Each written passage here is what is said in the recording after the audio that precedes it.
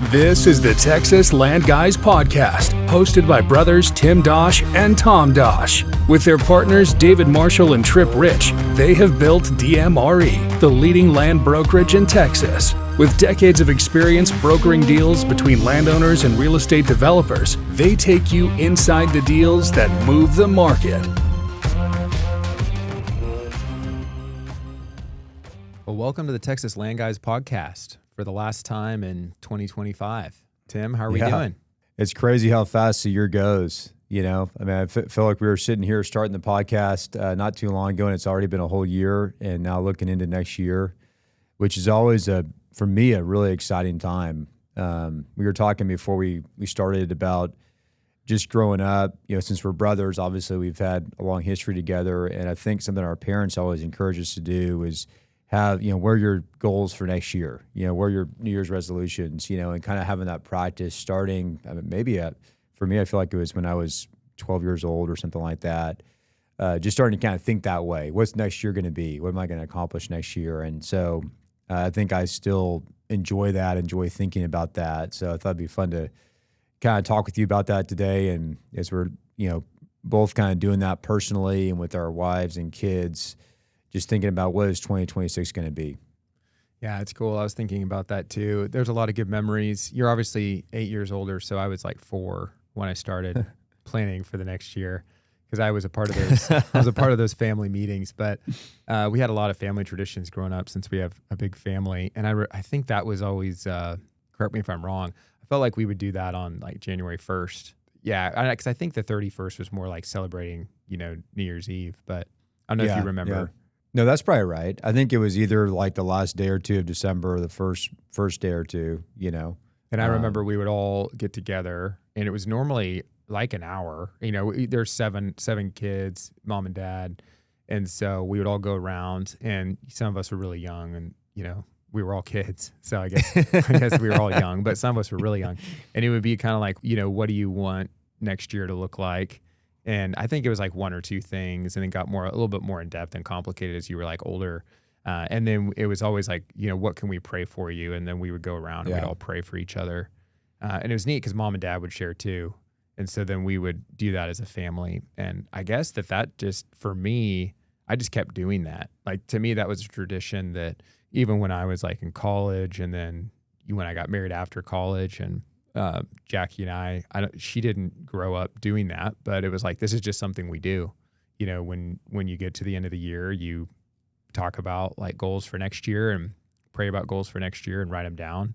And so it is pretty cool to think about how long, like, you've been doing it now for 30 something years and can remember, you know, just how that's developed over time. Well, I think it's a great point to talk about, you know, with Jackie and me with Kristen, you know, bringing our wives into it and how special that is. Because it's one thing to do it just for yourself.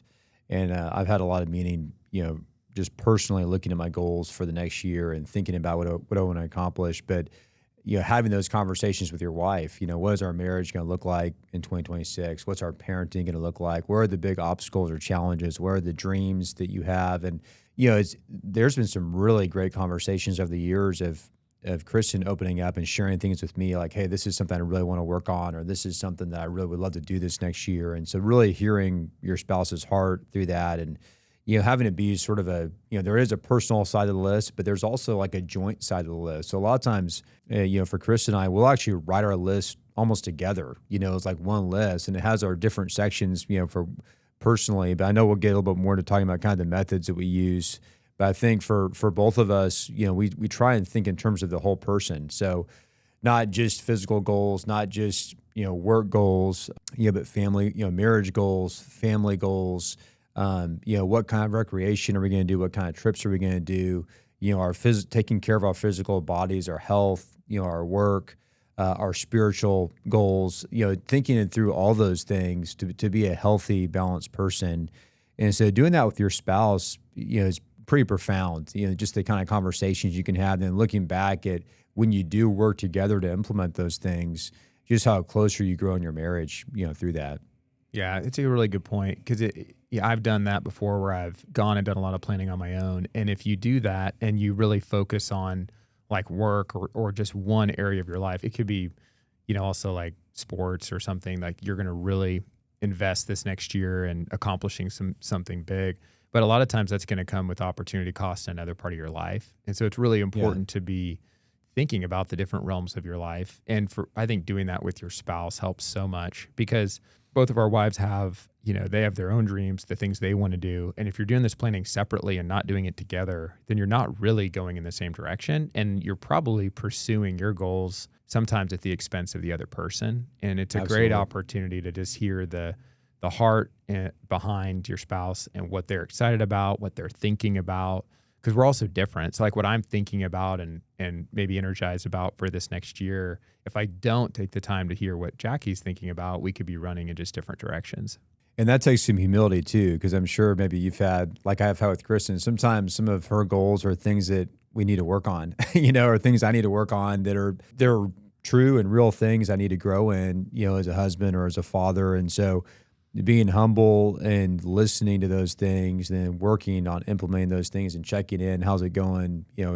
Are we achieving what we want to achieve? I think that's important. And another thing you said when we started was about praying over it. And I think that's such a key thing. I mean, as a Christian, we do need to be careful, because sometimes our goals, we can be so growth minded that we can be building something that is not helpful for us or for our families. And maybe we're achieving goals and we're checking things off, but we're actually not getting anything that we truly want or desire in our life. And I think as a believer, submitting those things to God and saying, God, here's my goals, here's what's on my heart, these are the things I want. Sometimes God takes us in a different direction that we weren't planning, and he has something better for us. And so being willing to kind of hold those things loosely, like I'm going to, submit those to you and surrender those to you and trust you with those and ask you to make happen what you want to make happen, and maybe change my heart in areas where I'm pursuing something I shouldn't be pursuing. So I think that's a key thing that our parents taught us growing up. Pray over these things and make sure that they're not just all about you, but they're about more than you. Yeah, no, I think that's a really important point. The tendency that I have to try to just map everything out and then go pursue it with everything that I have. And you can do that at the expense of realizing that we're not really the ones in control. God's the one that's actually in control. And he gives us abilities, he gives us strengths, he gives us opportunities. And there are principles of like hard work and dedication and focus that matter, and if you follow those principles, you will generally have more success. But to your point, the pursuit of just success is really empty. And we've talked about that a lot, even just this first year that we've done the podcast. But yeah, it's a good tradition, I think, that we have, and something that it's obviously evolved too. Like I think the way that we do it today, and I know we both approach it a little bit differently, and in some ways the same way. And our lives have become a little bit more complicated too. So we're thinking about goals that start like with us individually, and then we add our spouse, and then we add our kids, and then we start adding our brokerage business, and then we add our investment business, and then there's our nonprofit. And so we have goals. You kind of go through all of these different areas. But I think something that I want our audience to take away from today is, I think a lot of times where I had challenges is setting just too many like huge goals to start the year. The New Year's resolution, and then everyone's like off their New Year's resolution by like week 3, because you go from like 0 to 60 way too fast. And so a really good example is, it's like you were saying this before we started, but gym memberships ticking up in January, because it's like I'm not going to miss a day in the gym. And it's more about just like starting with baby steps in all of this, and just realizing that if you're going to go pursue something big in one area of your life, you can't at the same time like suddenly go pursue something really big in like 3 other areas of your life. Yeah, that's right. Yeah, I think thinking about what we're really talking about is being growth minded, which I think is one of the most important qualities that someone can have. I mean, if you think in terms of a team and from a business standpoint or in a marriage, being growth minded, you're always improving. You're always getting a little bit better. And it's really more about developing habits that you can stick to that slowly build over time. And like you said, I think human nature is we get very motivated. And so we have all these big goals when we're under this kind of motivational, pressure or desire that it'd be so great if I achieved all these things. But then when the motivation goes away, because it always does, suddenly we just stop doing what we need to do to achieve those things. And so I think trying to separate, some of the motivation away from how am I going to do this when I'm not motivated, which working out is such a great example, because everybody's motivated to hit the goal to lose weight or to, build more muscle, and they do it hard enough to get some results. They lose some weight, they build some muscle, and then they stop. A lot of times they stop after that first maybe month of success, and then they just fall off the wagon. They're not consistent because the motivation is gone. How am I going to continue when I'm not motivated, but this goal is still important to me? And I think, like you said, it's okay to have the big goal, but what would it look like to have a very attainable, smaller goal in that kind of same lane that I know I can hit, and really making sure I'm going to dial in? I think you've been so good about this, even in business. What do I have to do every single day and every single week and every single month to make a difference in this part of my life? And how do I continue that for 12 months? And then I think another thing is not falling into the trap of this is only a December, beginning of January kind of thing. This is an everyday, I want to make my life better. I want to make my marriage better. I want to make my business better. I want to be a better person. I want to be healthier. I want to constantly be striving and pushing to be a better person, not just waiting for some arbitrary date that I'm going to work really hard for a certain amount of time because of that. Yeah, that's good. I can't remember where I heard this. I've heard it a couple different places, but I know it really stuck with me this year. But just the idea of this is the kind of person that I am. It's I'm the kind of person that gets up every morning at 5:30. Yeah. I'm going to have quiet time with the Lord every morning, and I'm going to work out every morning. And that's the kind of person I am. I'm going to choose what's healthy on the menu every meal. I'm going to go to bed early. Now, am I perfect? I'm not perfect. But when you think about it like that, that's the kind of person I am. That's actually been really helpful for me, because before what would happen is it's well, I should probably eat healthy, but I'm just going to order the cheeseburger and fries because it's been a while, and then you kind of think about what did I eat this week? And you're wow, I've been eating pretty unhealthy all week. And instead it's well, I don't feel good when I do that. But when I just choose every time, it's kind of hard to choose the chicken salad or the whatever, the higher protein, lower carb, just better, healthier for you menu option, whatever it is. I feel better later. And then that, to your point, that adds up. It's and then I'm wow, I'll give up the cheeseburgers or the pizza or whatever it was, or just the processed food all day if I'm going to feel better by not making that choice. And so same thing with getting up. It's I'm not going to take off tomorrow and not get up. And that's going to force me to go to bed on time so that I get sleep.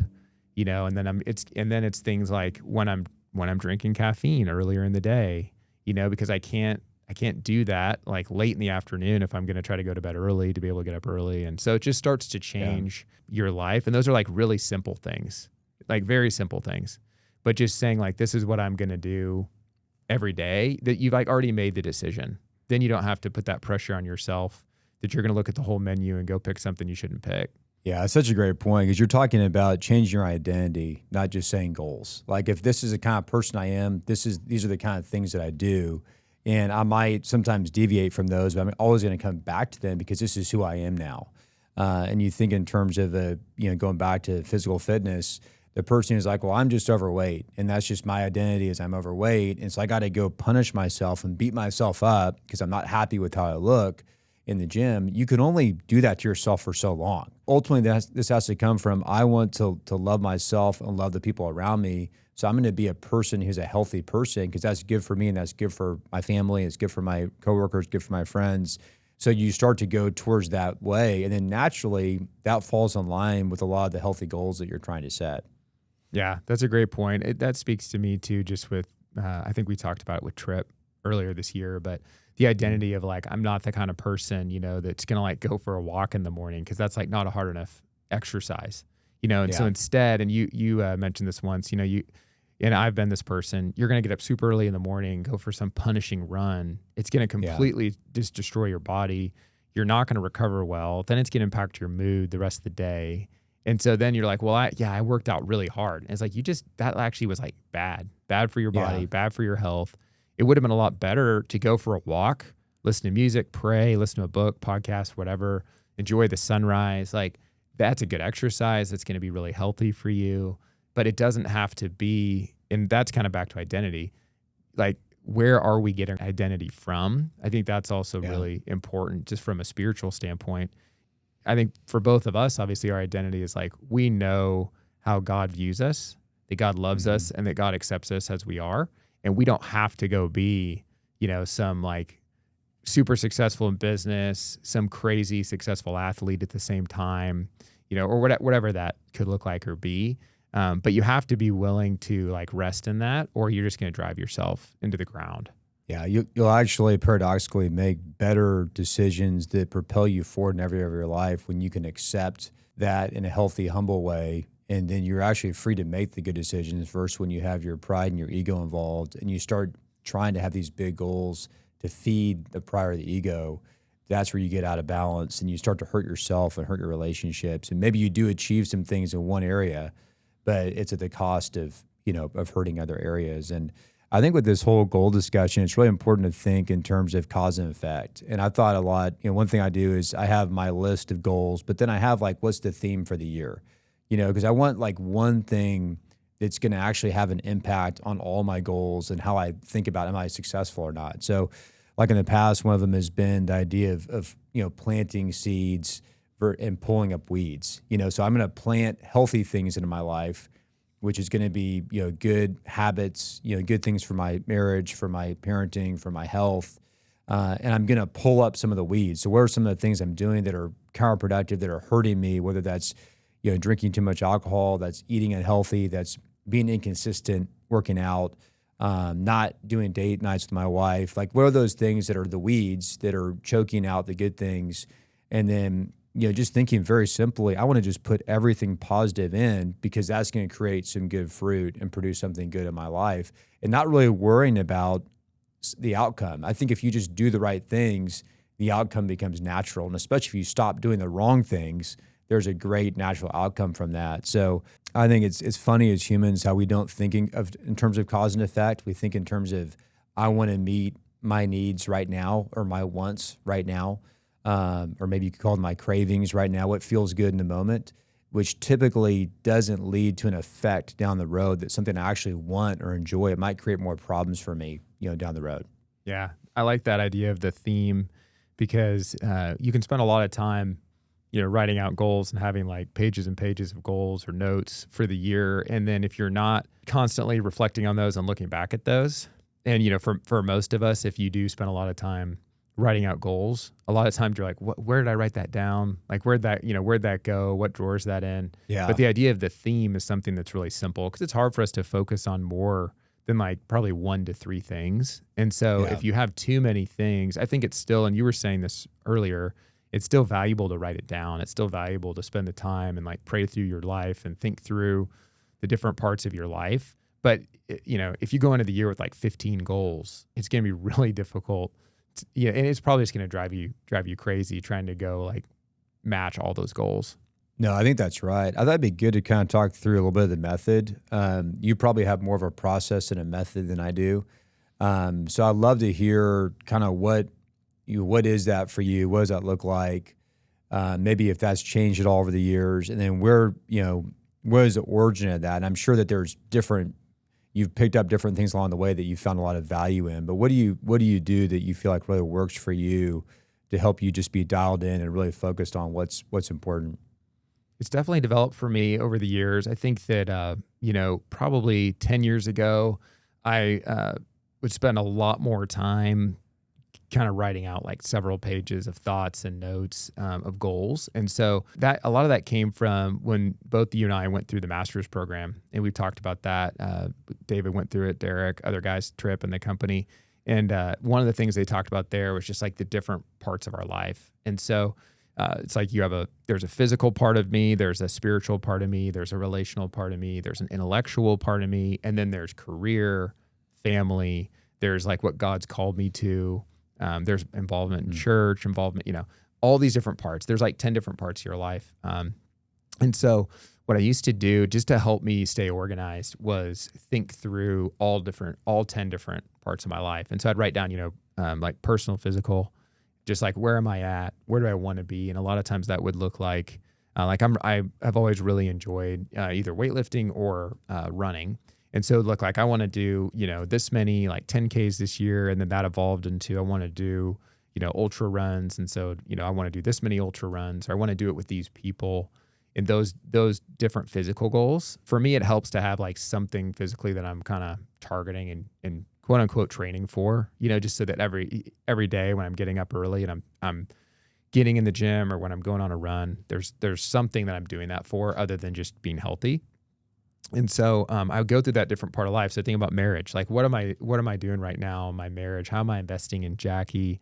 How could I do a better job of that? And as our stage of life has changed, it's been harder to get like consistent babysitter with the 5 kids that we have, and we have young kids, and we've moved, and so we don't have family close by.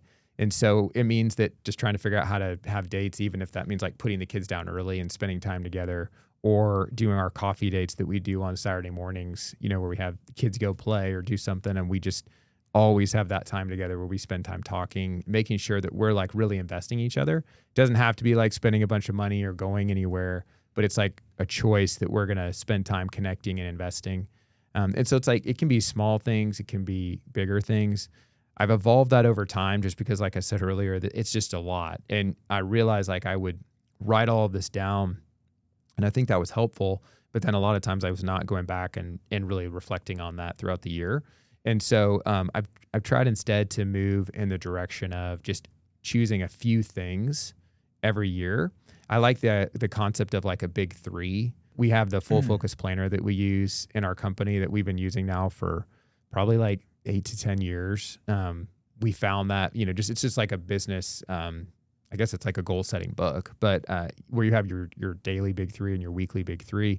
And so I'm just kind of like used to that process. And so having like a big 3 for the year, after doing that reflection, but then boiling it down to just a few things that I really want to focus on, that's really been helpful for me.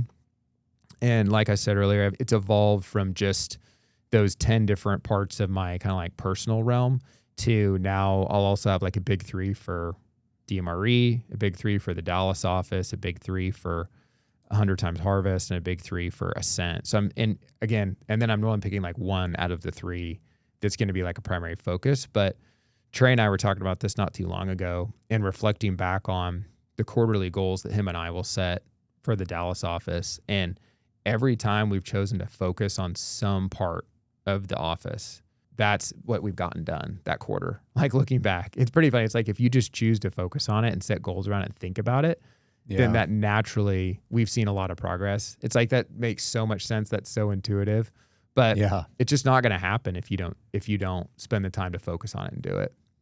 No, I think that's great. I think that, as much as sometimes we kind of will say it's not great just to sit down and go through, 50 goals or 75 goals for the year and you just get overwhelmed, and that, I think that there is a benefit to having that brainstorm session and getting your mind thinking in kind of that growth minded, how do I improve my life and how do I improve it in these different ways? And I think part of that is thinking through not just what are all the things I want to do, but what are the lessons learned from this last year, reflecting on that. What is reality? Making sure you're thinking in terms of like what actually is happening in my life. Where are the actual struggles? Where are the actual challenges? Where are the actual positive things?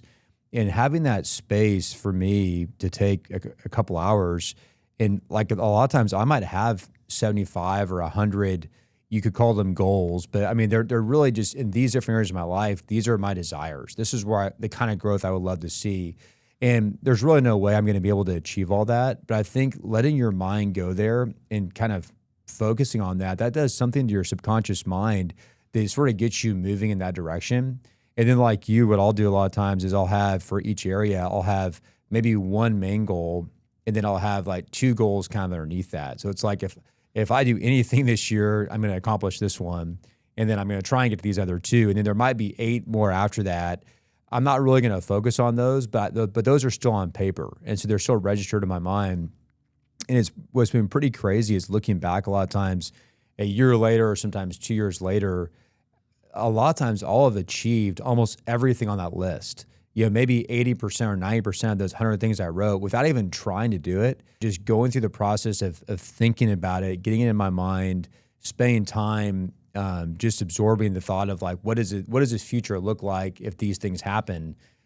There's something that pulls me towards that to achieve those things without even going back and reviewing it. So I think that's been pretty powerful. But I think like you over the years, I've gotten away from focusing on the big list and trying to get more to what's the theme for the year and where are the real qualitative things I have to hit. And then that's where my, 90% of my focus is going to be.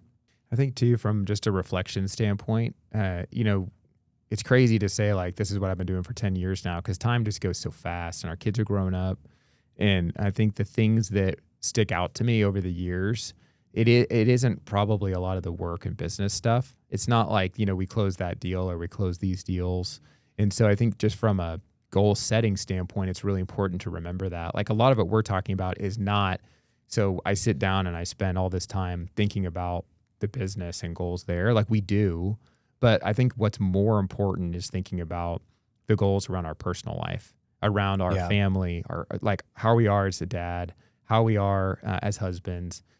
Are we spending like intentional time with our kids? You have 4, I have 5, so we have a lot of kids. They're busy. There's a lot going on. They're not going to be with us, for that much longer before quickly they're going to be, out of the house. And that's like hard to believe, because like there's still several years until that's the case, but it's going to fly by.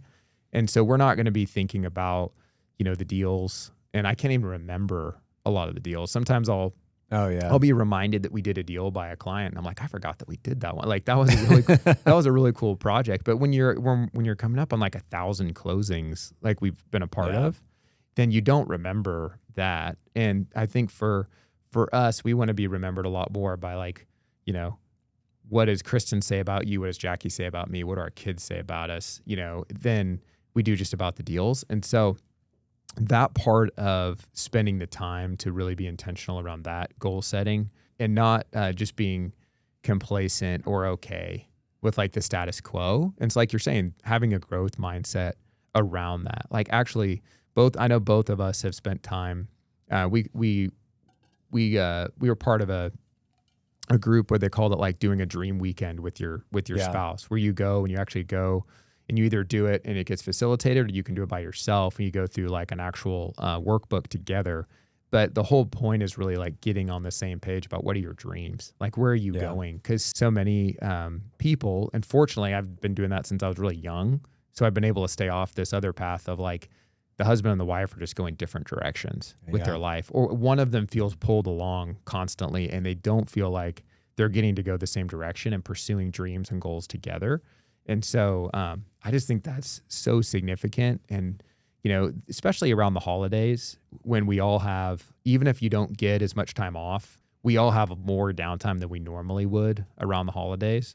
And so it's a great time to reconnect instead of like just watching a bunch of football, like reconnect with your wife and spend some time doing this and going through like, what are her dreams, and then see where those align. And I think also really importantly, God has a purpose and a calling for each of our lives. And every year that ticks by so quickly, it's like, are we, following that purpose? Like, are we even thinking about it? And I think, like you said, inviting him in through prayer helps just analyze our heart and where are our motivations in these different areas. I think that's a great point. I feel like for me earlier, in my life, 80 or 90% of my goal setting was around business, and that's what I got excited about, sitting down with a blank piece of paper and just what's going to happen this year. And, I think as I've gotten older, the point you're making about marriage is so critical, because I think for most people, the way marriage typically works is, you date each other, you fall in love, there's this honeymoon phase, these fun early years, and then everything in life starts to pull you apart. So, having kids is a huge stress on the marriage. It's a lot of pressure. You have to take care of them. You tend to be pulled apart because you get focused on work and you get stressed with work and you're pursuing that. You stop pursuing your wife and her heart. And so all these things sort of start to separate you a little bit. Even if you still love each other, you're not pursuing each other and spend that time together. And then you see as couples get, I'm almost 20 years, married now, you get further and further and you see the women start to just hang out with the girlfriends and go on trips with the girls, and the guys are kind of doing the same thing, going on golf trips or hanging out with the guys, and they're not really spending the time together. There's not the romance that there used to be. And so I think, for me, that's a huge thing that, goal for me is to have a really strong marriage, to pursue Kristen's heart, to love her, to be a good father, to really love my kids and to lead them and to help them and to listen to them with their issues and support them. And so I think it takes so much intentionality.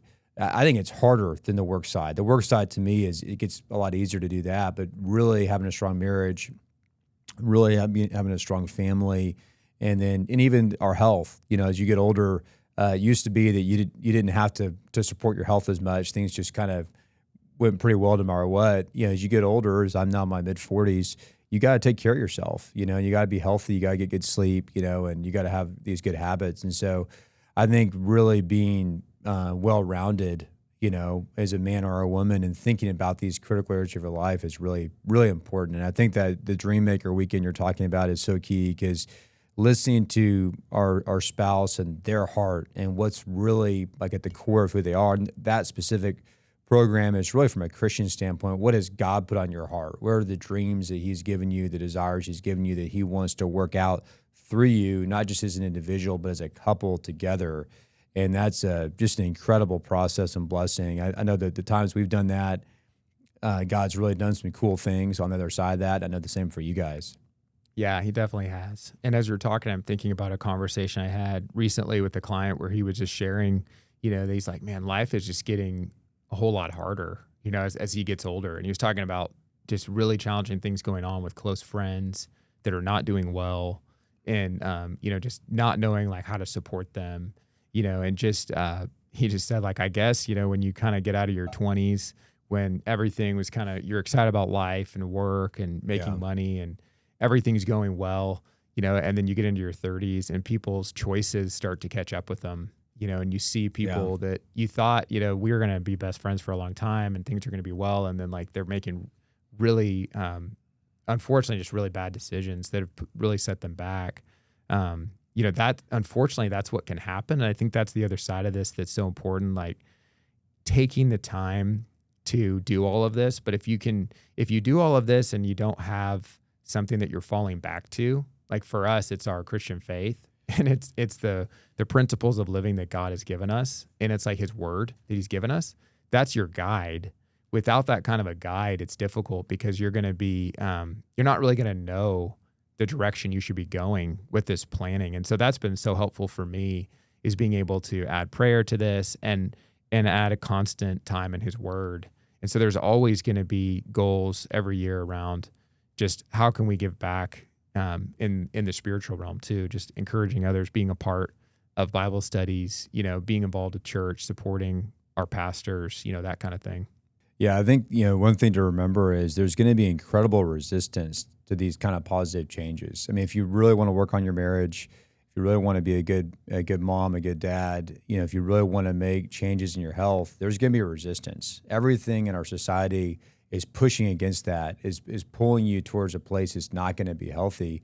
And if you think about how many people don't finish well, how many marriages are struggling and there's not that spark and that love there, the romance is gone, and people are just roommates. They're just trying to survive and kind of get through. And, how many people from a health standpoint don't have energy and aren't healthy and don't feel good and aren't strong and in shape. And how many parents, aren't close to their kids, and there's a break in those relationships. And you just start going through these different things. It takes a lot of consistent effort, and there's going to be pushback and resistance every step of the way. And so are you going to choose to fight through that and push through that and not give up and it's going to be imperfect. You're going to want to have a great marriage, and there's going to be a lot of things that don't go your way, but to keep pushing through it, to keep working through it, to keep reflecting on, okay, this didn't work and here's why it didn't work. Let's recalibrate and go back and keep trying. And the idea of being complacent and just letting life carry you along is not going to be a good ending. Unfortunately, things tend to fall apart. They don't come together when we do that. So I think this is such a critical conversation for everybody to think, where am I and where do I really want to go, and not to kid myself. Are the things I'm doing today getting me to that goal, or are they actually taking me in the opposite direction of that goal? And what do I need to do today? And like you're saying, maybe start small to start moving in that direction, just even if it's one step at a time, to start going towards that future that I really want for myself and my family. What, Tim, what would you say about including your kids in this? And like, if you've done that yet, because I know your kids are a little bit older than mine, and then just also intentional things you're trying to do around being a dad? I think it's really important, and I think for what I try and do with them is help them think in terms of like where is God leading them, and where are more of the qualitative growth things we want to pursue. I think I've always struggled a little bit with performance, and success, like wanting to really be successful and really perform. And there can be a dark side to that. And I think that in a lot of ways that's helped me a lot in my career and in my life to be successful. But doing it for the right reasons, doing it around relationships and around growing as a person in a healthy way, which I think is more spiritually based, like really letting God be a part of that, leading you. And so a lot of my conversations with them, whether it's goals for school or it's goals for athletics or goals for friendships, thinking about how do we make this not just performative, but how is it qualitative to who you are, to growing in a healthy way as a person. And so those are the conversations, and it's age appropriate. My son now, Luke is 14, so he's really gearing into, I want to have a car soon. I want to, go to college. I mean, he's thinking in terms of the future. And so I'm helping him with, he got his first job this summer, making money, saving up for things, really working on school because that's going to start to matter for college now.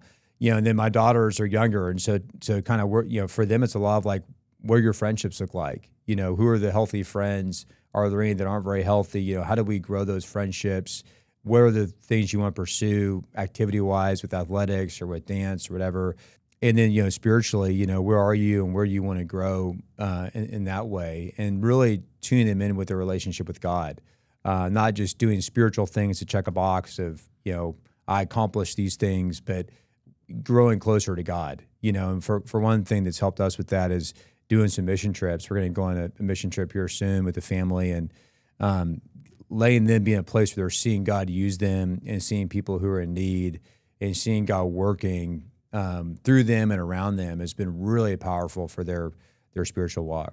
Yeah, I was going to ask you about that because that I think is a great example where you guys have gotten to go on some really just neat family vacations over the years. Mm-hmm. But I think your kids would probably say that the times that you've gone down to Colombia and been in like, not the greatest setting from like a, life's comfort standpoint, probably not as good of food, not doing all the fun excursion stuff, there's crime and there's poverty. They've loved those trips and the relational side of getting to see and meet other kids and see how they live and I think, I've gotten to do trips like that.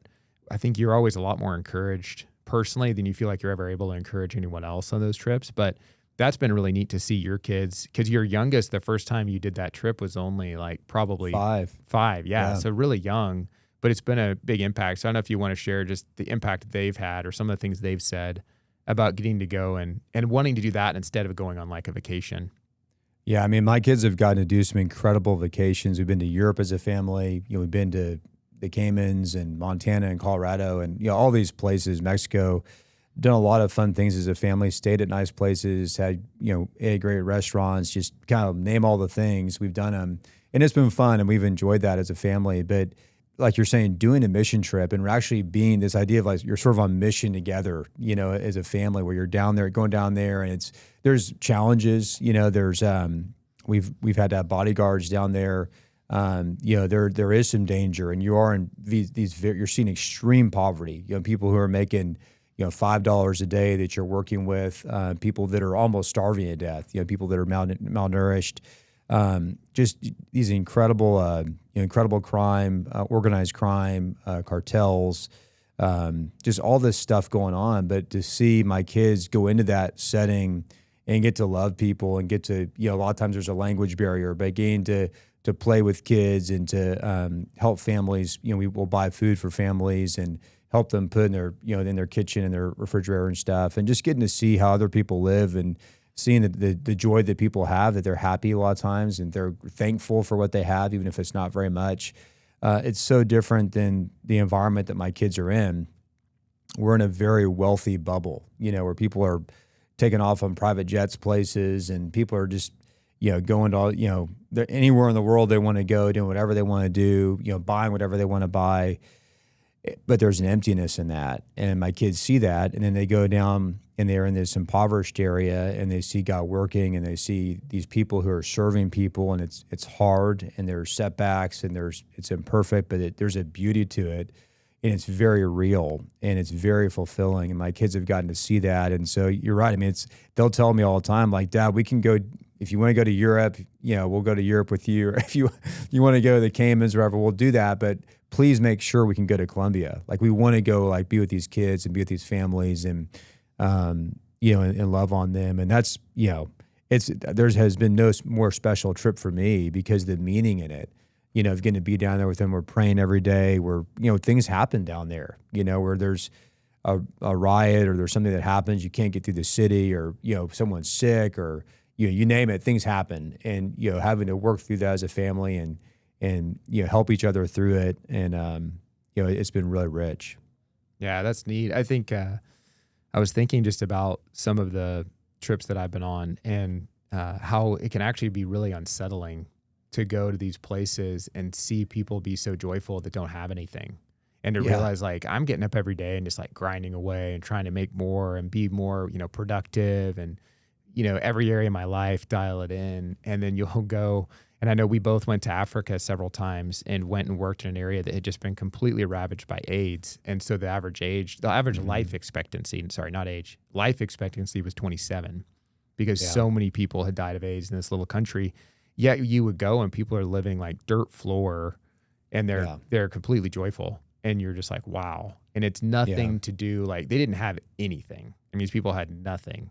And you're way more encouraged because you realize, like, they actually, as a person, understand, like, the value and the meaning of life and what matters and purpose so much more than, like, the attitude of, I got to get this deal done. I've got this, that, it's at our culture, like you said, in a lot of ways, it's just working against developing our marriages, our parenting, purpose, because it's more about, like, we want you to be really successful so you'll spend more money, and invest that money back into the economy.